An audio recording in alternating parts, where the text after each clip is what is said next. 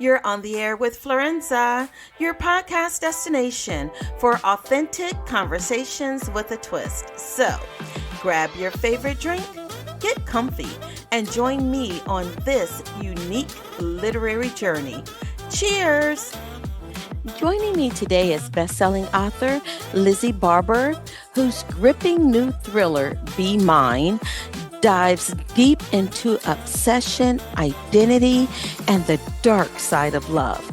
This twisted tale, set within an elite cult-like retreat, will have you questioning how far would you go to belong. Please put your hands together and welcome Lizzy to the show. Thank you so much, Lizzy, for joining me on this episode of On the Air with Florenza, where in just a few minutes we are going to talk about your newest book, Be Mine. And I've got so many questions about it. But before we dive in, we are going to toast to an amazing show. And I have, wait, what's going on in that bottle? Okay, so I am sticking soft, but I have got a Sambissa, which is an Italian, like a non-alcoholic Campari Spritz. Okay. So I spent a lot of time in Italy. I grew up going there, and basically, before we switched to Campari Spritzes, this is what all of the kids and the preteens drank. So I'm cheersing with a Sambetta. Sambetta, because if it's Italian, usually there's a lot of alcohol in there, but I'll give you a pass this time. Thank you. Cheers. Cheers. Mm-mm-mm-mm. Okay. All right. So let me just say this cover, and I know there's like a secondary boop boop cover that's featured on the Ooh, back, but this right here was so good. It just made you, I love it. oh my gosh, you just had so many questions before you even opened the book, right? Like I did. infinity, Yeah. is it a road? Is it paint? What is it? You just had so many questions. Mm. Cover. It's very textured, isn't it? It is The actual, yeah. with simplicity. How much input did you have with this design? And how long did it take you all to come to the consensus for this?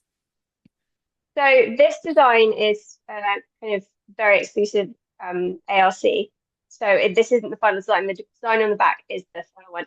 I didn't actually see this until I came into the my publisher Datura's offices to sign some copies, and I absolutely loved it. I always loved my arcs more than I love the final version. I just think that they can be so intriguing, and you have to be a bit more kind of commercially minded with the final cover. But actually, the final cover I've worked with, this is the third publisher that I've had a book out with, and Datura have been so much more collaborative than any other publisher that I've worked with. It's an amazing experience, down to kind of, can we, there was a door knocker on the original look that we asked to remove. We asked to take the leaf shadows from another version and put those on, overlay those on the top. So this is a fully collaborative process, even down to different kind of completely different variations that I've never had before with a publisher. So it's been amazing. But this was a total surprise, and I absolutely loved it because if you come to read the book, you'll know that the infinity Yes. symbol is very important to the book. Yes. Amazing. So the elixir cult feels eerily realistic, especially with this focus on wellness and transformation. Were there specific real world groups or phenomena that inspired Elixir and its leader, Tate? Or was this completely an act of your overactive imagination? So Elixir came from kind of almost three different tranches.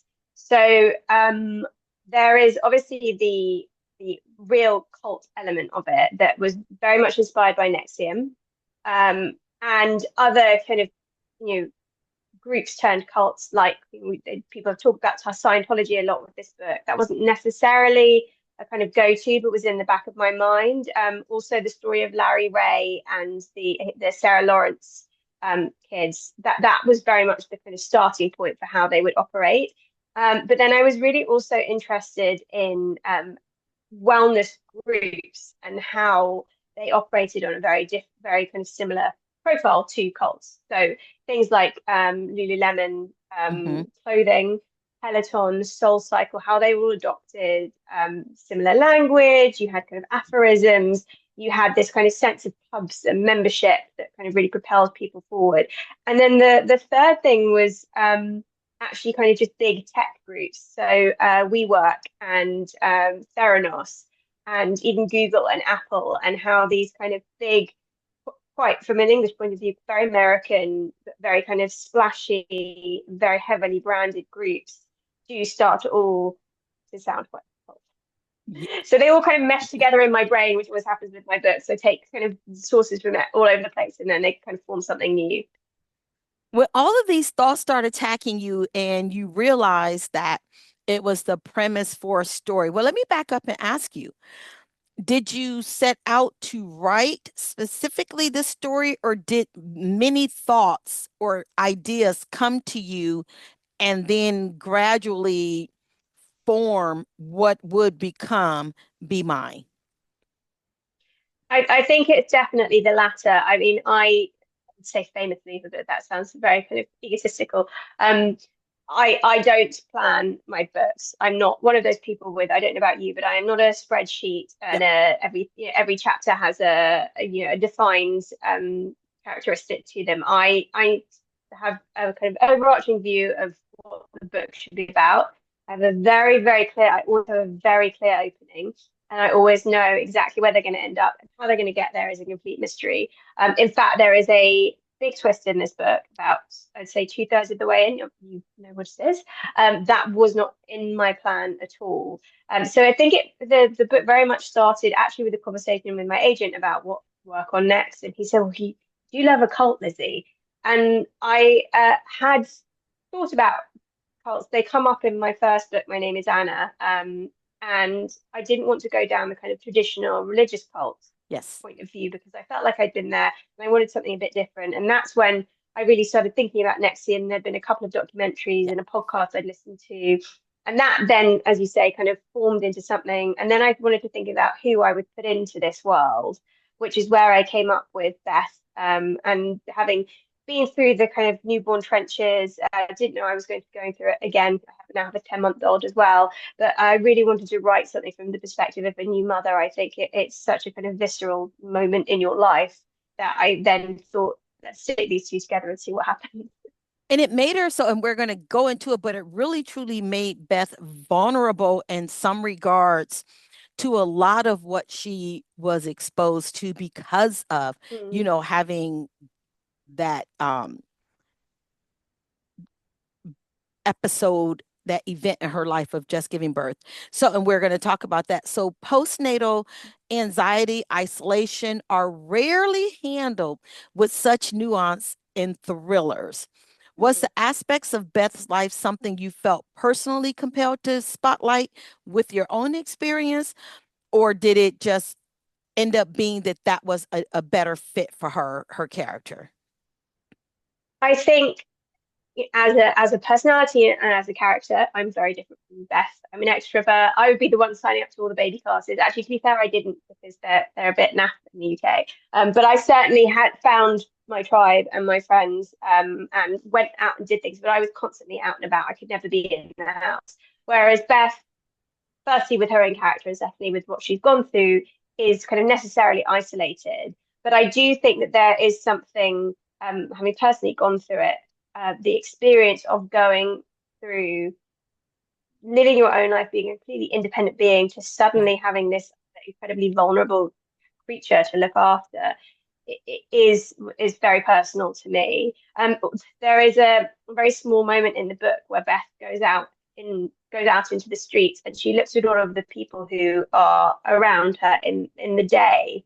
And I so remember that feeling, because my world before was like, I live in Yeah. London, so go on the tube, you go to work, you're in a completely different place to where your home is, and you come home in the evening, and then suddenly you're on maternity leave. Obviously, we have a much better policy of maternity leave in the Yes. UK, but you're on maternity leave and you're wandering around the streets and you're thinking, who are the day people? Who Yeah. are all these people like me who are around in the middle of the streets in the day? And it's such a weird feeling to suddenly be like, I'm one of them now. Like, Yes. I never see my street in the day. So that that was very prominent in my mind when I was creating her. Uh, Many readers have said their trust in every character was shaken while reading Be Mine. Like, legit, you readers don't trust anybody. I don't care, even to the last word. Yeah, it's true. Yeah. Don't trust what you read.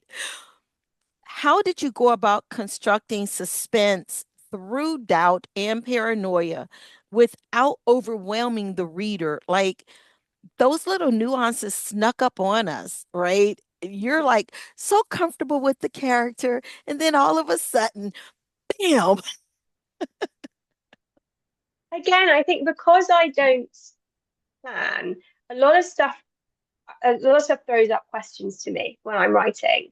And sometimes I know that there is a reason for them to be in this plot. And I have to kind of stumble around to try and find it. So Mia, who's a character in the present day who Beth meets at a mother's group, um, there is something about her. I don't think that this gives any spoilers Yeah. away. There is something about her. And for a long time, I was sitting there going, and I literally, funny enough, I write notes to myself on my phone. And I was looking at that the other day, and it's like, why is Mia important? And I was like, well, I don't know. But that's, that's part of the story. Is why is she important? And I think that that's where it is nuanced, is because I am almost like I was discovering it along with the reader. And obviously, once you go back and you re-edit and you redraft, that stuff gets kind of tamped down and becomes more seamless. But I think that is part of it. And the big twist. I don't know if I'm going to spoil it, but the big twist was such a very, very nuanced thing to try and pull off, because I had to kind of almost destroy everything that had gone before in terms of people's expectations in order to pull it off. But you don't want things to be glaringly obvious, but you also don't want things to completely blindside people so that it's Yes. unbelievable. And so that's the kind of the pleasure and the difficulty of being a thriller writer, is kind of balancing that out. But yeah, I think it's just questioning myself the whole time, making sure that everything just made sense to me as well as the reader. Do you find that your characters speak to you in such a way that they are demanding to be real to you in all areas? Like, as you were writing this, did Mia pop up in your mind when you were like out on a date, or you're at the theater, or you're at a concert, or you're trying to talk to friends, and all of a sudden these characters are talking to you, albeit Mia or Tate or any of them, like just trying to take over your mind? Or can you actually separate the writing part of your life from your other part? Well, I mean, until I went on maternity leave with my daughter, which was nearly a year ago now, I compartmentalized my life because I was working in the restaurant business at the time, Monday to Wednesday, and then I was writing Thursday to Friday. So from a practical point of view, yes, I had to work Monday to Wednesday, and then I could only write on a Thursday and Friday, because then around that time there was the kids, there was our life, everything else took place. But because of that, the rest of the time they're all clamoring for attention the whole time, and I'm thinking about the book the whole time until I can sit down and write. And actually, I'm quite a keen runner, and we have near where I live, we have beautiful stretches of canal that go all like very, very far. You can run for miles in either direction. And a lot of the time, I find that when I'm running is when I really can let that kind of subconscious part of my brain start to work, and that's when they're kind of really allowed to speak to me. But totally, the whole time, even in my sleep, I'm being talked to. I understand I'm that. mad if anybody jumps on this conversation.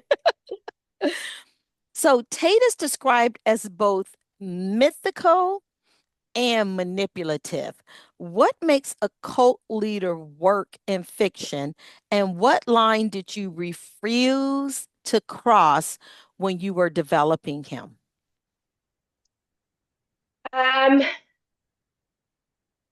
So I think it's I think of the word enigmatic quite a lot when it comes to these leaders, and I think that's what works in fiction as well, is that there's a kind of something you can't put your finger on them that draws them to you, or draws you to them rather, sorry, and that makes them at once appealing, even though you know that they're dangerous.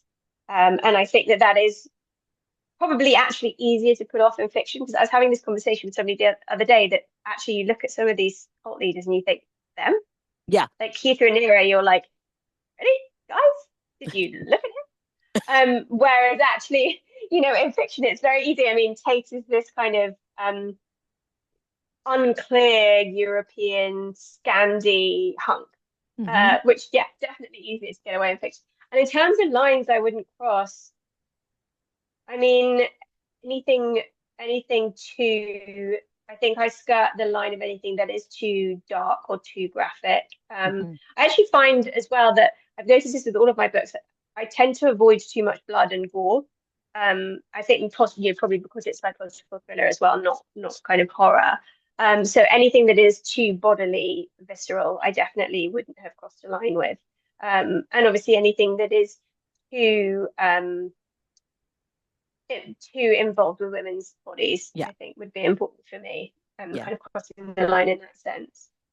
Excellent So answer. I there is kind of sex, and semi, largely consensual sex, but I think that I would definitely not have crossed a line with anything that was too murky in that direction. hmm hmm From restaurant branding to psychological thrillers, your career arc is impressive. How um, do your experiences in branding storytelling shape your narrative instincts as a um, novelist? Well, funny enough, I always find that it's the reverse in that the more that I have worked in fiction writing, the more I've approached brand and marketing as storytelling. And so I found, I remember this is a very old example, but if you look at Abercrombie and Fitch Yeah, and their label group, I found it fascinating that they had kind of a brand character behind all of their kind of different tranches. So Hollister was like the California one, yeah. Abercrombie, I think, was kind of either New England or New York. So that actually, it's almost that way around that I actually created for our restaurants a character for each of our restaurants. And I would create kind of full profiles for them for this character. And that really helped in terms of marketing, Hmm. shaping who our target customer was. So Hache, which was a burger brand that we had, was this kind of Parisian or English speaking Parisian cool girl. And we would go into kind of what movies she would watch and what magazines she read and what books she read and what her favorite thing to do on the weekend was. And that really helped me to drive the brand. And that felt like a very unique approach to marketing that I think if I didn't have the storytelling background would, well, probably not exist. Man, excellent. I hope those who are into branding really grasp how important your last statement was because that is so huge. Now, you've said that writing started as an itch you scratched. Has the creative process become easier or more challenging now that it's your profession and not simply a passion? I have to say it's become harder. I think every book becomes harder because you're so aware of what's going on. I don't know if you've experienced that as well, Yes. but it really does. I mean, you are so much more aware when you write your first book, and even the first book that I published wasn't necessarily the first book that I had written, but your first book is so much for you and it's you putting your voice on paper and almost a very solipsistic act. Whereas now every chapter I write, I'm thinking of the potential reader at the end of Yes. it, and I'm thinking, are they gonna are they gonna turn the page? Are they gonna put the book down? Are they gonna buy this book? And it has very much become a profession in that sense. How do you foresee yourself being able to quiet that voice so that you don't lose the creativity and the spice that brought you to this field as an occupation? I think one of the things that I have learned for me is that you hear about the dream for authors as being a kind of book a year author, or now with digital printing, you see authors who publish kind of multiple books in a year, and I have realized that is not for me. Hmm. I like to kind of sit with a book. I like to be completely immersed with it, and I like to write something that I feel not that authors who don't publish loads of books Right, are right. not proud of their work, but for me personally, I need to take more time over it. And I think that that's what I've come to realize is that it's all about space and time, particularly when you're juggling a young family and any other kind of work and life balance. I need to be able to have that to find the joy and to find the love, rather than feeling that I've got to kind of, write to order. It's not my style. Who's your biggest cheerleader right now? Oh God. Um, I would say I have the most amazing, very small group of author friends. We're like a little group of four women who are all right in the same space. I can actually say that Emily Freud, Charlotte Duckworth, and Liv Matthews. They are my, like, hand on heart, my best author friends, and we just message each other. They're the ones that you can be truly honest with and who truly understand what you're going through. And you message each other whether you need to be raised up, or whether you need to kind of a sanity check, or whether you just kind of have great news that you want to share. They're the women that I turn to, really. They're my cheerleaders, I would say. And I'm so grateful to have them, because I wouldn't be able Oh, to do this without them. what has been the greatest, I'm going to phrase it this way, but then I'm going to give an option.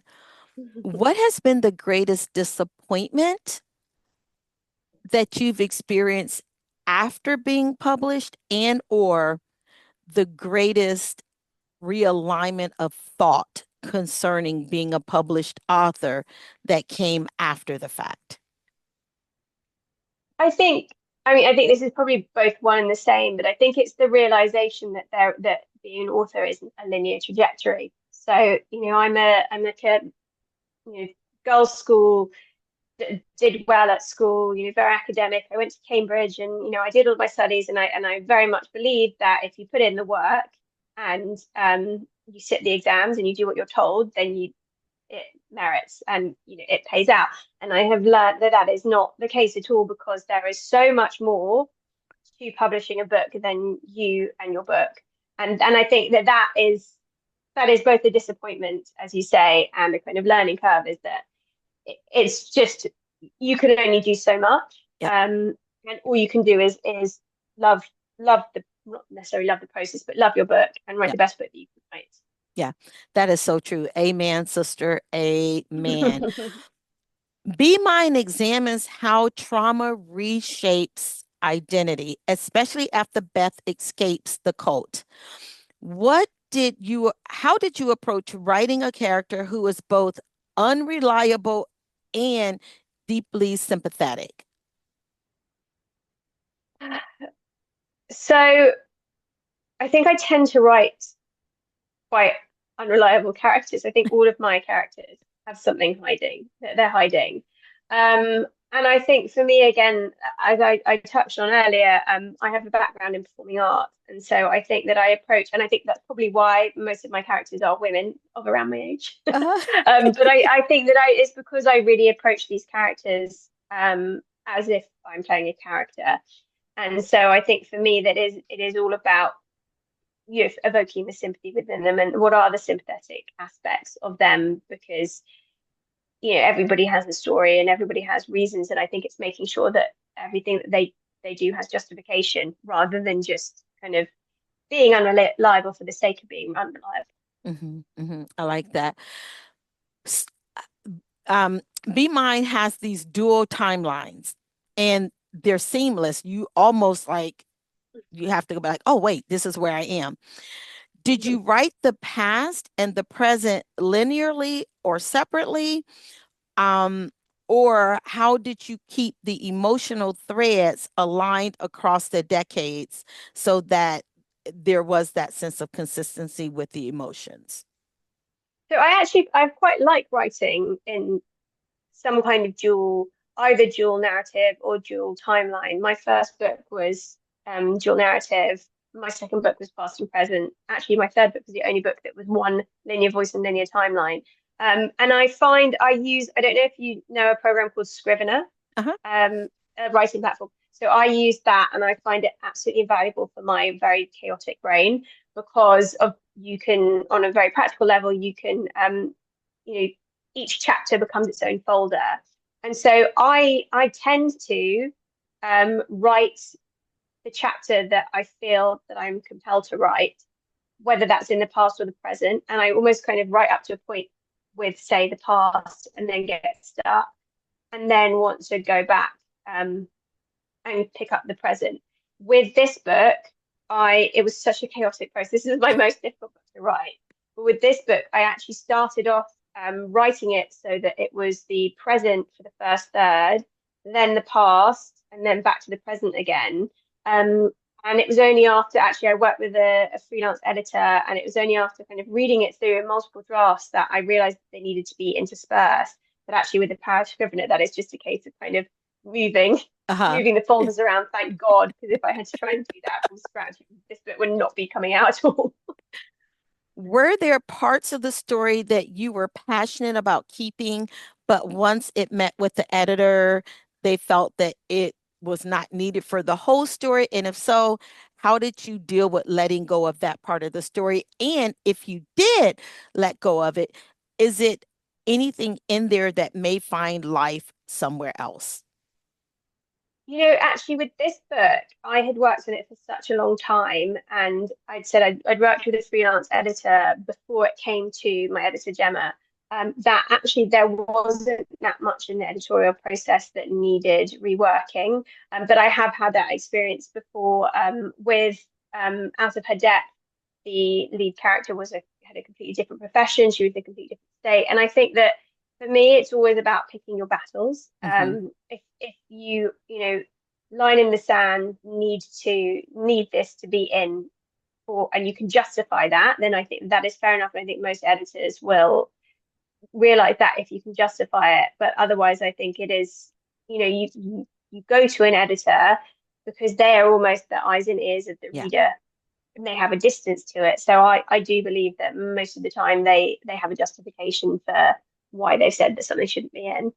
But this was actually a fairly easy process from that You point of view. you referenced that you used independent editor for Be Mine.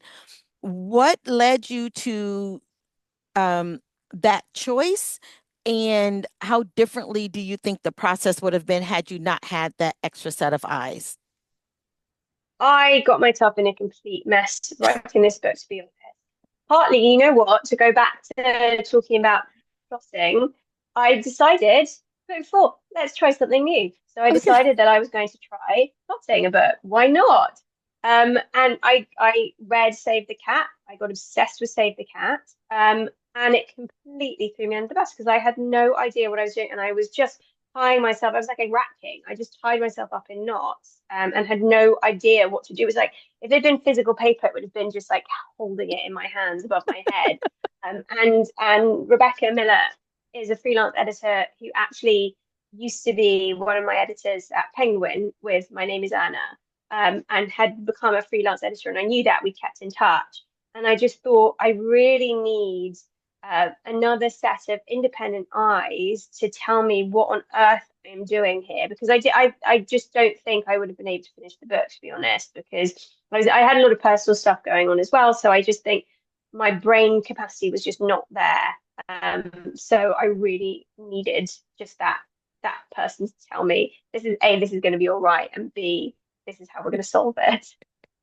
What's next for you? I know that this is not yet released, and I know in any other profession that there's time to celebrate and pull out the pom poms and the champagne and pop bottles all night and sing and dance. But with writers, we sometimes don't get that. Are you already working on that next thing? Are those stories already coming to you? Or are you going to give yourself really good time to celebrate Be Mine? I'm afraid I've already started. I'm about a third of the way into the next one. And actually, to be truthful, I wanted to finish it by now. I'd actually taken maternity leave a month before my daughter was due because I thought I was going to bang out a first draft, and then she came a month early. So I got yeah. She heard that mat leave was going. She was like, "Cool, I'm here to party." So I got no mat leave um before she was born. So I am not delayed by any true sense of the word because I'm not under any kind of Right. contract or time pressure. But mentally, I wanted to finish the draft, and now I'm a third of the way, which is fine. And I'm telling myself it's fine. and I have the time to be able to work on it. But no, I definitely have not rested on my laurels. Your baby was like, nah, B, I'm going to be the only thing you up here celebrating. Right, exactly. Where are the listeners able to connect with you? Are you on social media? Is your website the best place? I I'm on social media. I'd say that I'm probably most active on Instagram. I'm on by Lizzy Barber, BY rather than buy the book, but obviously do buy the book. By Lizzy Barber at um, TikTok occasionally. Kind of need to pick that up or shouldn't pick that up because I'm way too old to be on it. Blue Sky. I am on X, but I don't use it that much anymore. But I would say that Instagram is the main channel that you can find me on. My website is lizzybarber.com. You can find me on there as well. Or drop me an email. I'm always happy to chat with anybody. I love hearing from listeners. Yay. So we've come to the part of my show that I have termed last call. It has been everything from last call, one for the road, you name it, as long as and you've got the best setting, your background, all that Yeah, I alcohol. It know. seems like you know me so well. Let me take a sip. Yeah, I Mhm. know. Well, that's why I'm saying sober tonight. Oh, Not a good yes. idea to pop into the bar. We are popping bottles. Okay. So we did our would you rather. So this part is Florenza. What happened to your questions? We are going to do some rapid fire questions. And this is just fun. Everything else. Don't think too hard. Whatever pops to your mind first. Um, Sometimes you can say pass because I've had a couple that were dumb and I'm just like, I'll pass. So, um, what's one thing you could teach a class on with zero prep time? Gilmore Girls. I like that. What's a fashion trend you secretly miss? It's very English, but UFO trousers, like massive cargo pants. Okay. Probably like our um can't touch this. Do what was his name? Arsenio Hall Oh, have MC Hammer. yes. Yeah. My husband went to church with him. Crazy thing. His Wow. father, yeah, his father was my husband's pastor. Boy, can I tell you stories on that. Okay. Ooh, what's your favorite smell, aroma, scent from childhood? Oh, from childhood. So I was going to say my favorite smell scent of anything is jasmine. My favorite scent from childhood. This is so specific. I had a cuddly toy, Jemima Puddle Duck, and I used to snip her wing, and I used to call her Snippy.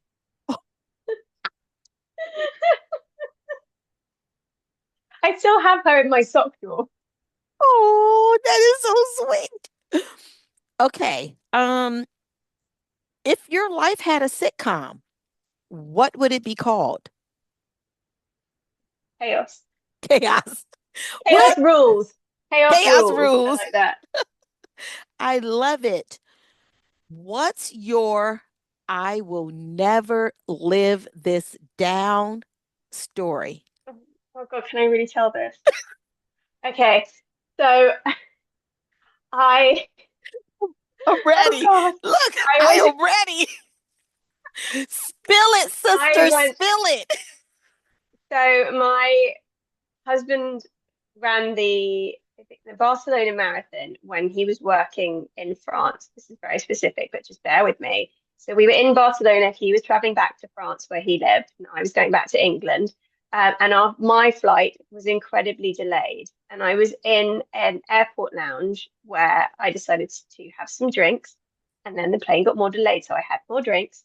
And then I got on the plane and I had more drinks. And then we got off the plane, and I think I was like a special tier status traveler. So I was convinced that I could go through the fast pass check-in route or exit route. And it was very, very late by this point, and it was incredibly crowded. It was like the last flight of the night. All of the flights were there. And I was just arguing. Oh God, I was arguing with this air stewardess about how I was the silver member, so I should be allowed to go through. And she said, Madam, Madam, I can smell the alcohol in your breath. Oh God, I can't even talk about it. As she sits in front of alcohol. Me? Total. Oh God, it's so An awful. interview by a woman who drinks alcohol. Oh, I can't even think about it now. I've got like hives running down my back. So, did they let you on a plane? I was coming off the plane. I just Oh, you wanted were to go coming off. home. I was coming home. I just wanted to go through the fast track to get out of the airport. You cry. Oh, so awful. Oh, will that find its way in a book? I think it has to. And there's an air stewardess somewhere who's going to read it and be like, I remember that. That's her. Oh God. Oh, I don't have any more questions after that. That's it. That's it. We're done. That's it. We're done. Oh my gosh. Thank you so much, Lizzy. This was so much fun. I hope Thank that Be you. Mine is hugely successful for you. It is a fantastic read. And I know everyone that gets a copy of it is going to absolutely enjoy it. Thank you so much. And this wraps up another episode of On the Air with Florenza. You may follow me on all social media platforms under Florenza Lee or via my website at florenza.org. Until next time, cheers.